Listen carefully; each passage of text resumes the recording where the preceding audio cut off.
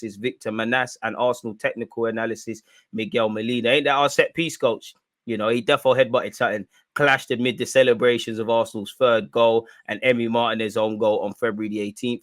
Both now have until Friday, March the 31st, which is tomorrow, to respond to these charges. An FA statement has said Aston Villa's head of performance analysis, Victor Manas, and Arsenal's technical analysis coach, Miguel Molina, have been charged following their Premier League game on Wednesday, the 18th of February. It's alleged that Victor Manas' behaviour during the 94th minute was improper / and/or violent, and that his behaviour in the tunnel after the final whistle was improper.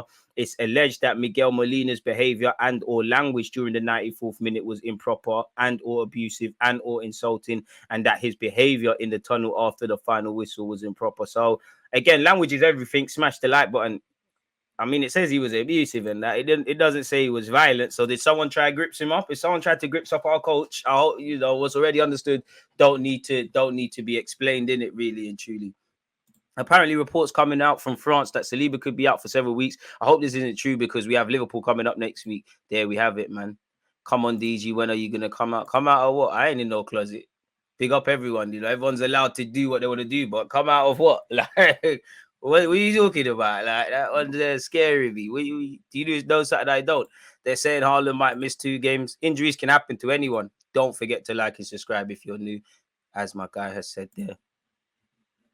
But yeah, it says that it sounds like the Villa Don's the aggressor, isn't it? Like, I mean, this is football. They might as well just brush this under the carpet. You know, both teams got things to reflect on. Obviously, you know, Emre's the Villa boss. They've got some obviously Spanish dons. We've got some Spanish dons. Maybe there was a bit of bad blood in relation to that. But yeah, man, it is what it is. Apparently, Mikel Arteta has challenged Bukayo Saka to keep improving. Bukayo Saka, Arsenal winger's consistency is rare, but he has lots of room to improve, says Mikel Arteta. And I think everyone could agree with that, really. You know, he's in blistering form, got 12 goals and 10 assists in 28 games, but he's only 21. You know, there's no point doing this if you're not doing this at 26, etc., etc. So it's a marathon, not a sprint. Keep going. Only Haaland and Harry Kane have more goals and assists combined than Saka in the top flight this season. Bro, Haaland. Bro. City tax. While he also has shone on the international stage with England, starring at the World Cup and scoring a brilliant goal in the 2-0 victory over Ukraine on Sunday. Arteta has started Saka in every one of the Premier League fixtures this season. Careful, some fans say he needs rest, and talks are ongoing over a new deal to replace the contract which expires in 2024. When asked if there was further improvement to come from the 21-year-old, he replied, yes. I mean, if Messi and them man are trying to improve, who is Bukayo Saka in it? So that's one thing I like about Saka. You know, naturally, there is an element of complacency that affects every human, but I don't think Saka rests on his laurels. I think he really wants to look back at his career and say, I gave it my all, man. I don't check the league table, bro. Listen, it's not. I last checked it in August, bro. I last checked it in August. Just keep working hard. Listen, if Arsenal are in the title challenge race, no one will be more happier than me to win the title. But, you know, it needs to be won. We'll check after 38 games. Anyways, first of all, I think you have to recognize what he's been doing. The consistency he's shown at his age and at this level is something rare to see. He has taken it with normality. If you ask me if he has room for improvement, I would say yes. He's never satisfied. He always wants more. He can still do a lot of things better and more efficiently. I love when Mikel says that word, efficiently, people. So yeah, big up Bukayo Saka on that. Again, it's Arsenal tickets are like gold dust at this moment in time. Apparently, Arsenal fans are paying 53,000 quid on third-party websites for the final day tickets, people, where I think we've got Wolves at home. That is mad. I can't blame people for making a profit, but my word, 53,000 quid. No normal fan is getting that.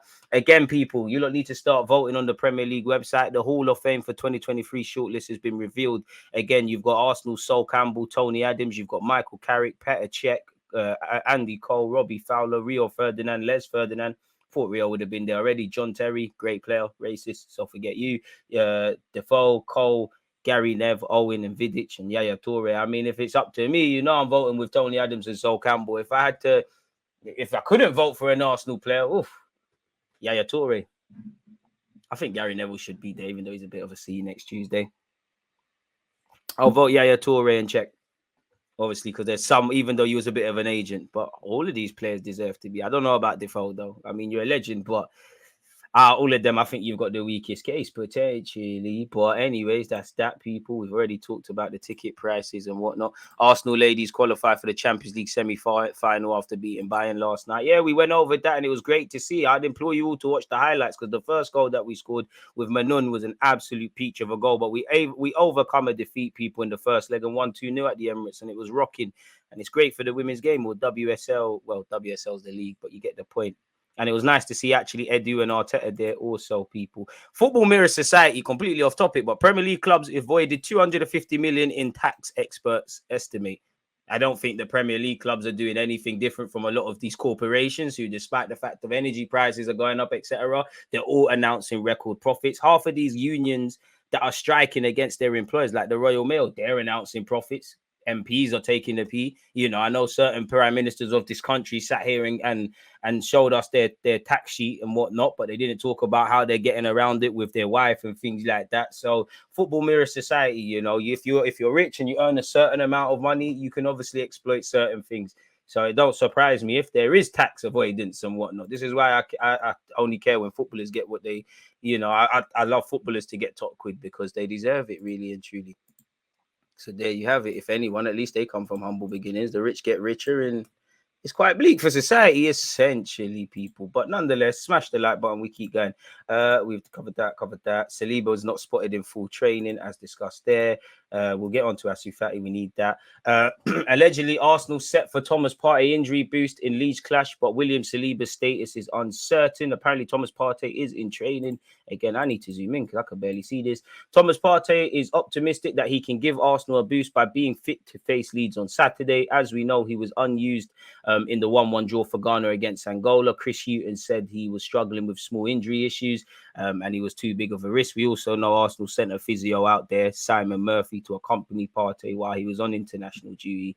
Apparently, the full Arsenal squad are due back at London Coley on Thursday. Today, training after individual players' return was staggered following the international break. Those who didn't travel away with their countries had some time off and did some smaller sessions, as you can see here. In relation to Saliba, it could be a bit bleak, though. It is unclear if Saliba will play this weekend, with the club assessing the risk of his injury flaring up again. The 22-year-old will hope he can have a key role in the run-in after missing just one league game all season. Arsenal are currently 8 points clear of Man City at the top of the table with 10 games to go. Wow, I never knew that. And are on course to win their first title since 2004. And we know Saka's played a pivotal role in such, people. So, yeah, man. It is what it is in that regards. Let's keep moving and see what else is going on. Arsenal are growing confident of signing Declan Rice ahead of Chelsea, Manchester United and Manchester City. We covered this yesterday, but as you can see, Declan Rice is Arsenal's number one target this summer, and there is growing confidence at the club they can win the race to sign him amid competition from Chelsea and both Manchester clubs.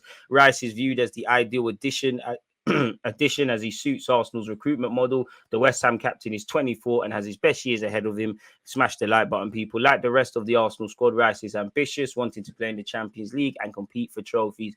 There is an acceptance at West Ham that Rice will leave this summer. He is in the final 2 years of his contract and has no plans to sign a contract extension. Competition for Rice is expected to be fierce, but there is optimism Arsenal can land him.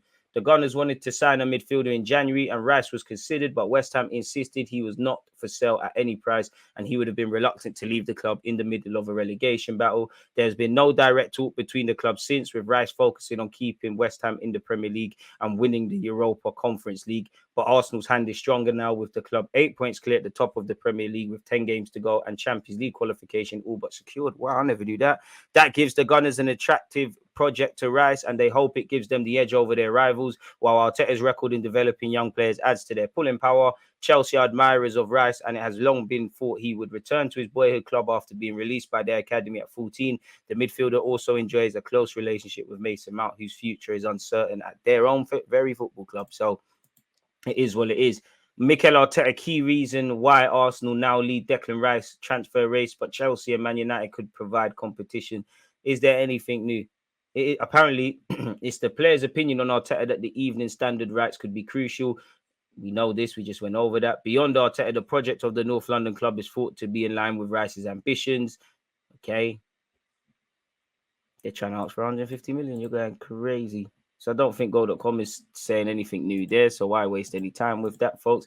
Again, with Rice, James Baines has allegedly said, with Rice, as reported before, and everything I've heard since, he has made me more convinced. He's really taken by the idea of moving to Arsenal. Think every party in the deal is of the view that it is probably the right time to move. Fair enough. Nothing new there. Arsenal are now the principal team in the signing of Victor Roux due to economic complications at Barcelona. Edu leading negotiations. Arsenal are also working on a deal to sign centre-back Eric Garcia. They tried in Jan to sign him as well. Again, the dream is free. The hustle is sold separately. If Google Translate will be so kind to help me, we can actually look at specifically what is said. Arsenal for Victor Roux and Eric Garcia. The English club is best placed by the Brazilian striker and wants the youth squad to strengthen its defense. I think they mean we want the youth striker to strengthen our defense. Google Translate not helping us. What is the specifics? The Victor Roux operation does not progress in the Premier League. They are moving, and several clubs have already accelerated contact in these days of international break. Sources familiar with the negotiations assure MD Mundo Deportivo, the article we're reading, that the best position club and the one that is most intensifying the signing of the Atletico Paranaense striker is Arsenal more than Chelsea. Another is that it's bidding to get the striker, but is going through financial difficulties. That's Barcelona. Although the new absolute international for Brazil is determined to play at the Camp Nou, his father and his agency are focused on a much more real future in England. His reps and players and his father are in London managing his arrival. They could just be leveraging that interest. They take it for sure. They'll take advantage of the opportunity to go through Barcelona these days and gauge the possibilities for the Catalans. And Andre Curie, one of his agents, knows that the Barca club have been calling interest for a long time because today they cannot afford any $1 million outlay. Barca faces the race in financial inferiority. Arsenal is taking many steps. Its sporting director, Edu Gaspar, who has already hired Gabriel Jesus from Man City, takes all the steps. The former director of the Brazilian Football Confederation teams has been in contact for months, offering him a good file without fair play limitations and championship sports projects. So I think they're trying to say we've offered him a decent project. Arsenal is not only aware of Barca for Victor Roux, but also for Eric Garcia. The Gunners insist on signing the centre-back as they already did in the winter market, although on this time, however, it might be different with Inigo Martinez tied up. Again, they're talking about bringing him in for free. Now he could contemplate leaving. Fair enough, and we kind of went over that. Although Victor Roux's dream is to play for Barcelona, Arsenal are the best positioned club to sign him due to Barcelona's FFP struggles. Allegedly, once again, yesterday we saw that his father was in London to discuss with Chelsea and Arsenal. He could be leveraging the English club's interest to obviously ask Barcelona to get a move on. We don't know in that regards, people. Victor Roux wants to play for Barcelona, but his father and his agency are focusing on a move to England, a much more likely option. Again, Andre Curie, one of his agents, knows that Barca are not that interested anymore as they can't afford the transfer right now. This is all alleged. So yeah, as of right now, in general at Barca, due to FFP restrictions, Barcelona only target players that could join on free transfers. So that's actually Lionel Messi and Gundogan. Thoughts on Arsenal being confident of signing Declan Rice over rivals, given recent transfer pursuits? I mean, good players are always going to be wanted. If you go for Caicedo, if you go for Lavia, if you go for Victor Roux, if you go for Declan Rice, everyone wants everyone. So by all means, put the money down, sell the project, believe you could get it. But if you can't, find another one, really, if I'm honest with you. Been watching a lot of Roux. From what I see, he's going to be a great player, barring any injury. Who was this left centre back before Gabriel? Sad to say, I can't remember. Don't want to remember. Was it even a left footer? Who wants to remember, man? That we're going back to bad days. Was it David Luiz? I could be chatting. Who knows? 29 likes were slacking. Arsenal insist the most for signing Edu in contact, offering tailor-made package. Once again, Arsenal aspire to sign Atletico Paranaense's Victor Roux in the summer. According to Sport, Barcelona have been chasing the 18-year-old and they need to be aware of competition from England where the Gunners have positioned themselves for the operation. It's explained Arsenal insist the most to secure the striker's services. The Gunners are his strongest bidders with their transfer chief Edu Gaspar leading the pursuit. The director has been in contact with the teenagers camp for months.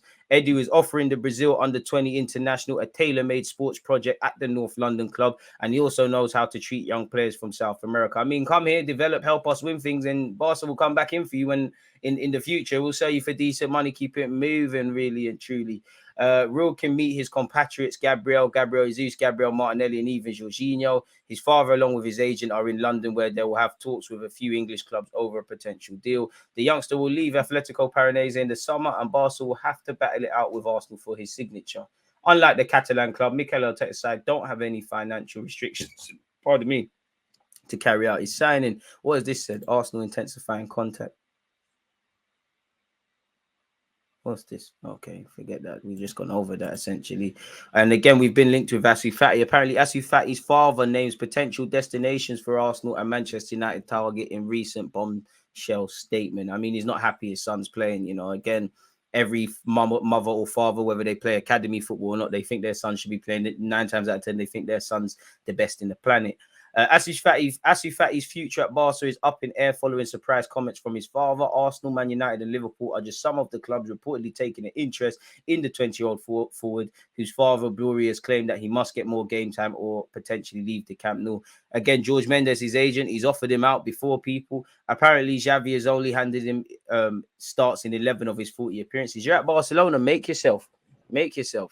If we sign Rug, I think that guarantees Balogun's exit. I think he can play elsewhere, but, you know, if you sign Victor Rug for 35, 40 million and Balogun goes for a similar fee with a sell-on clause, it's paid for itself, and that gives you more money to flex where more immediate positions are concerned with Arsenal and Arteta, probably in the middle of the field, because whether you're going to get Caicedo, Lavia, Declan Rice, none of these players are going to be cheap.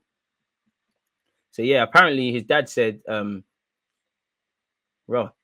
apparently his dad said Barca could be one destination for the youngster without going somewhere else. Can't see him making a direct move, as well as Sevilla, where his family moved from Guinea-Bissau at the age of 6. I think a lot about Sevilla, about going home. He told the Spanish radio, right now, I wouldn't value an offer from Madrid because Fati wouldn't accept it. I can't put Ansu where he doesn't want to, but I will never speak ill of Madrid because they are 2 very big clubs and you never know what the world is going to bring to you. You never know where it's going to take you. He's also revealed talks with Barcelona and the player's agent, George Mendes, to find a solution to his lack of game time. They tell me they have bet a lot on Fati. They tell me that clearly. When I sat down with George Mendes, the first thing he told me was that Fati wants to stay and will continue playing for Barcelona. But as a father, I thought otherwise.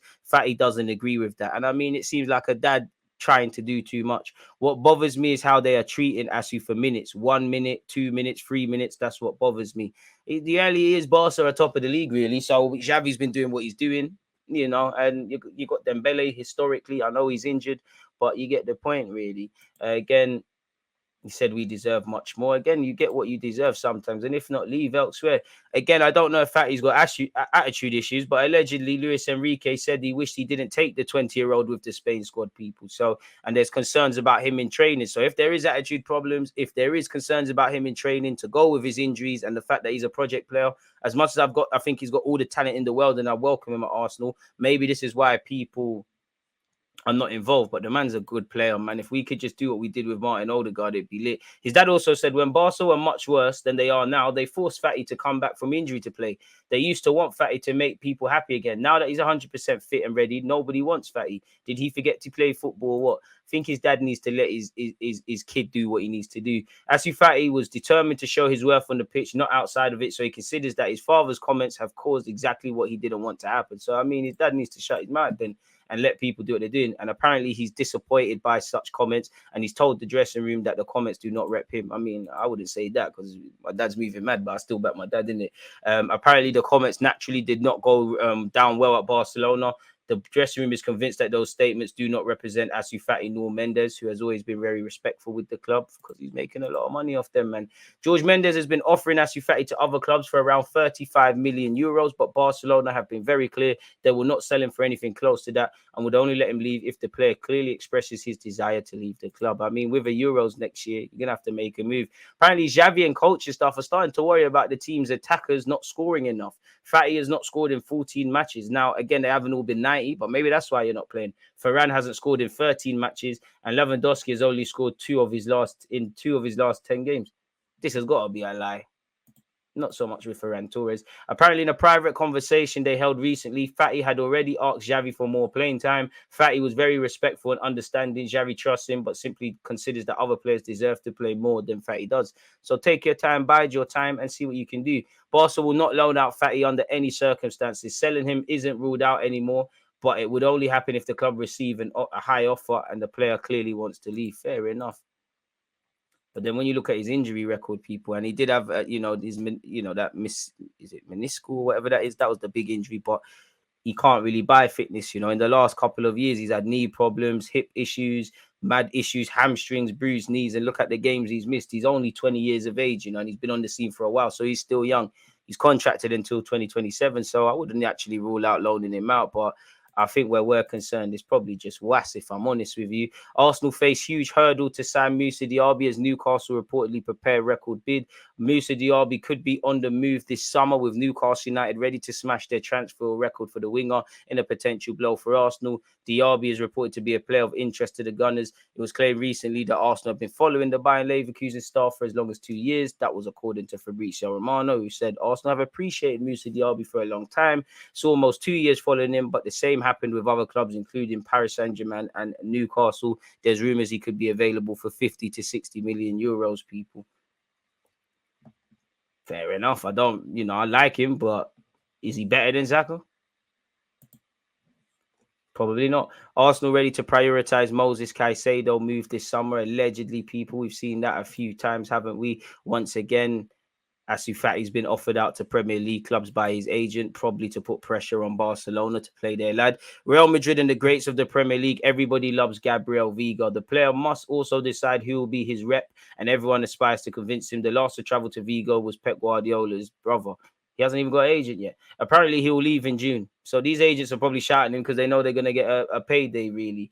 Apparently, it's not a secret that almost all the important clubs in the Premier League love him, and they have transmitted it to those around him. Through his sister, they have sent him interest, offers or propositions of what could be his future in England. One of the last with very high salaries, unattainable for Celta. Crazy. 40 million euros on a 5-year deal. Couldn't begrudge him. The English market is the one that is pressing the most to take the player. Arsenal do not hide their intentions when asked about Vega. In recent days, they've received interest from Liverpool, and before Manchester City, Man United or Newcastle United in Italy, Napoli was the first to contact Celta to let them know they would be willing to pay their clause. Inter also wants him, and in Spain, the only club capable of getting involved in this operation is Real Madrid, allegedly, people. So we'll have to see how this one develops. He's been linked with us for quite a while. Got to pay the 40 million euros though if you want to convince him. Stay away from Eric Garcia.